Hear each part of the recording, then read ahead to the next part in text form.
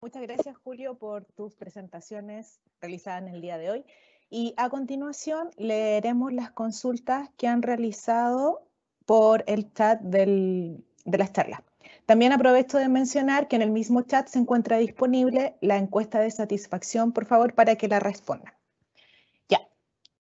De las consultas realizadas, el primer grupo corresponde a consultas efectuadas relacionadas con el decreto Supremo 8. Mariano, van 3 consultas acá. La primera es, ¿cuándo entra en vigencia el nuevo reglamento y qué ocurre con las instalaciones construidas con los estándares anteriores? La segunda dice, aclarar a qué se refiere con inspección de tercera parte y quiénes podrían realizarla. Y la tercera del mismo grupo, ¿se puede instalar más de un empalme en una propiedad y con un rol único? Bien, gracias. Para la primera pregunta, el reglamento establece que los pliegos técnicos entran en vigencia 6 meses después de publicados estos en el Diario Oficial. La publicación fue el 12 de enero, 6 meses después, eso significa que es el 11 de julio de este año. Los pliegos técnicos entran entonces en vigencia el 11 de julio. Ahora, ¿a qué instalaciones aplica? A todas las instalaciones nuevas y a las modificaciones de las existentes. Sin embargo, existe un artículo transitorio que indica que para aquellos proyectos que tengan un permiso de construcción emitido por la Dirección de Obras Municipales correspondiente, con una fecha anterior a la publicación de los pliegos, o perdón, a la fecha en vigencia de los pliegos, quiere decir que esos proyectos se podrán, porque es una facultad del proyectista, ejecutar con la norma 4, la NSH 4/2003. Existen casos en donde es posible que los proyectos se hayan empezado a ejecutar antes, no teniendo el permiso de construcción aprobado, en cuyo caso creo yo que van a tener que presentar una situación especial ante la superintendencia para que sea evaluado en su mérito. ¿Ya? Segundo, dice, ¿qué se refiere a la inspección de tercera parte? La inspección de tercera parte es básicamente una forma que ha establecido la superintendencia para aumentar la seguridad de las instalaciones. De alguna manera, dado lo que yo les señalé en el principio de la cantidad de personas fallecidas que tenemos en Chile por electrocución y también por la tasa de incendios que existe hoy en Chile. Entonces, la inspección de tercera parte lo que de alguna manera busca es aumentar la seguridad en este tipo de instalaciones. ¿Dónde vamos a partir? Todavía no tenemos idea. Es parte de lo que tenemos que definir dónde está el mayor riesgo. Es una de las cosas que tenemos que de alguna manera identificar. Tenemos identificado sí matrices de riesgo, etcétera, pero tenemos que trabajar. ¿Cuáles van a ser los protocolos de verificación? Es parte de lo que tenemos que identificar porque todavía no tenemos bien claro cuáles son los principales aspectos que establece que deberíamos de alguna manera hacer en la puesta en servicio o en la verificación periódica. Por lo tanto, son muchas cosas que tenemos que definir y por eso que yo decía que en mi presentación tenemos que trabajar en conjunto. Y la tercera pregunta, si bien no es parte de este reglamento, pero la podemos responder, dice qué pasa con si se puede instalar más de un empalme en una propiedad. La superintendencia ha señalado en instrucciones anteriores que sí se puede instalar más de un empalme en una propiedad siempre y cuando las instalaciones estén eléctricamente independientes entre sí. Es decir, no hay interconexión entre ellas, ¿no? Es decir, podría ser una propiedad que existe un solo rol de avalúo y por lo tanto yo puedo tener 2 casas, 2 viviendas en ese solo rol de avalúo que ambas pueden tener un empalme independiente. Y eso hay instrucciones de la superintendencia al respecto y no hemos seguido pronunciando en el mismo sentido. Gracias.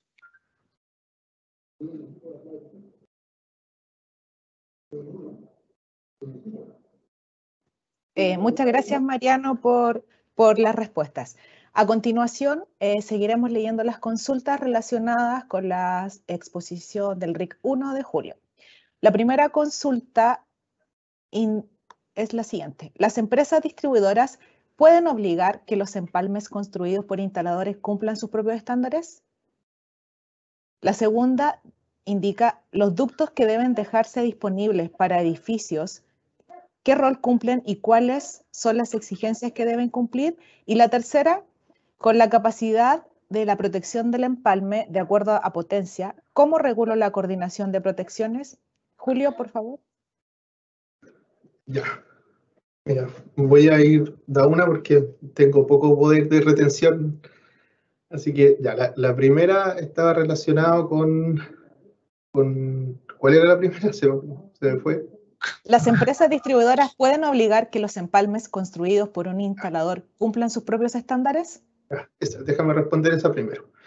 Ya, lo que la norma establece primero es que existen normas de empalmes, pero son, como les contaba Mariano, son normas muy antiguas. Por lo tanto, la norma establece que cada empresa puede establecer su propio estándar de acuerdo a las condiciones que tiene cada una de las empresas distribuidoras, ¿ya? Ese estándar primero tiene que cumplir con la normativa, es decir, no puede transgredir la normativa actual. Ese estándar tiene que ser autorizado por la SEC puede objetar ese estándar, mientras que no existe una norma específica que regule la construcción de ese tipo de empalme. Por lo tanto, lo pueden hacer, pero la norma establece condiciones. Dice que esa norma tiene que estar publicada en la página web y debe estar disponible en todas las oficinas comerciales de la empresa distribuidora. Y la norma establece que en el caso de que los instaladores consideren que ese estándar tiene condiciones arbitrarias o condiciones que exceden las atribuciones, lo puede reclamar ante la SEC y la SEC puede objetar y solicitar la modificación de ese estándar. Eso es mientras no exista un estándar actualizado por cada una de las empresas distribuidoras. Entender que los empalmes son distintos en las diferentes zonas del país. No es lo mismo un empalme que esté en el desierto que esté en el sur. Tiene condiciones distintas, constructivas y exigencias. Por lo tanto, eso es lo que hoy día existe una norma general muy antigua, por eso las empresas tienen su propio estándar. Pero no puede transgredir la norma vigente. ¿Cuál era la otra?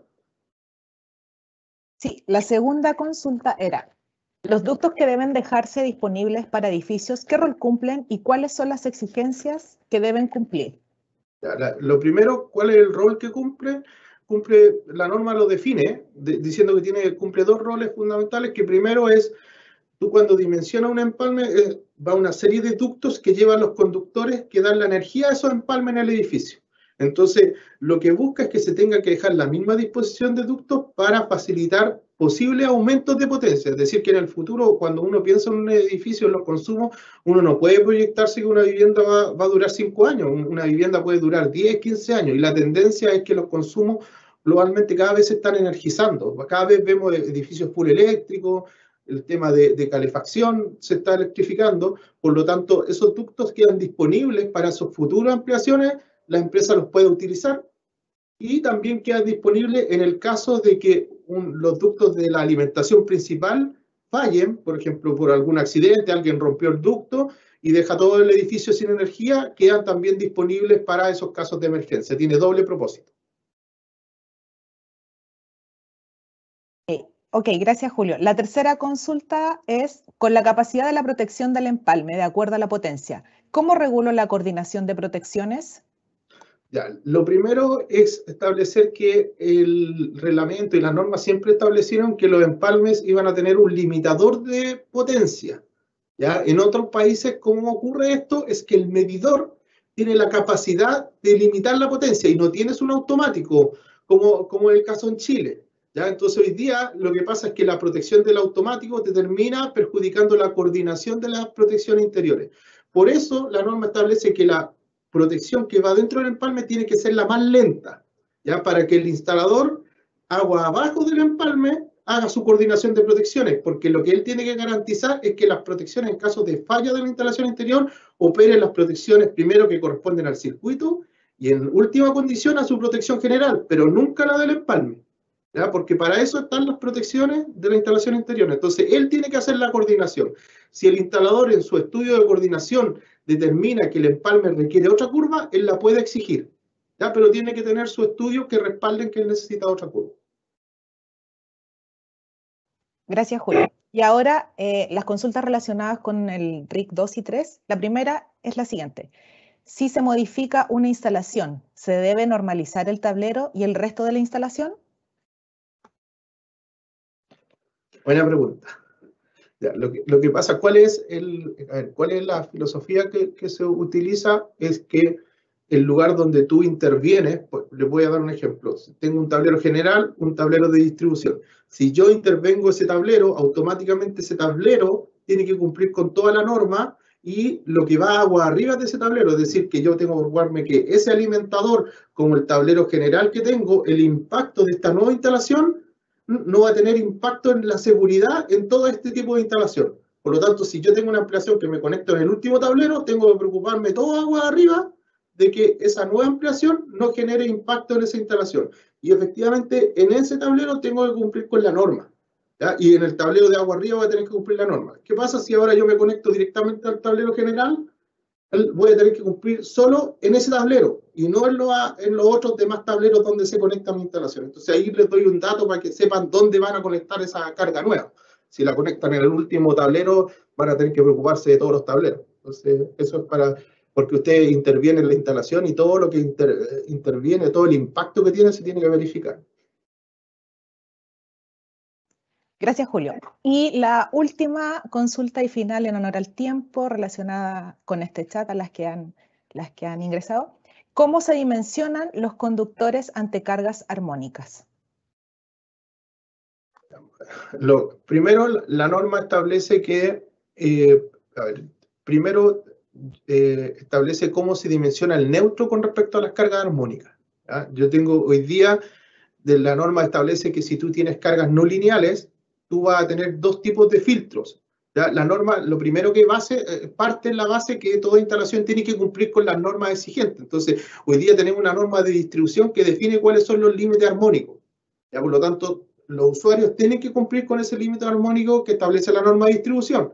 Cuando yo tengo una instalación que genera armónicos sobre esos límites, voy a tener que implementar filtros. Los filtros pueden ser centralizados o los filtros pueden ser concentrados. En el caso que sean distribuidos, dice que tiene que ser la sección de la fase igual a la del neutro. En el caso que sean concentrados, te dice que el neutro tiene que ser aumentado un 50% más. Eso lo define el pliego. Muchas gracias, Julio, por la aclaración de las consultas. Aprovecho de mencionar que las grabaciones de las charlas o del ciclo de charlas serán editadas y al finalizar el ciclo de charlas quedarán publicadas en la página de la SEC. Pondremos un link para descargarla. Otras consultas relacionadas a los ingresos de consultas de las charlas de hoy que no alcanzamos a responder por el tiempo, pueden ser ingresadas en la página de SEC, donde se indica consulta o reclamo, lo pueden poner en consulta y van a ser atendidas.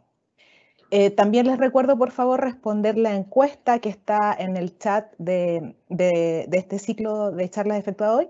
Y finalmente, agradecemos su asistencia y los invitamos cordialmente a la siguiente charla que se realizará el jueves 27 a las 10 horas.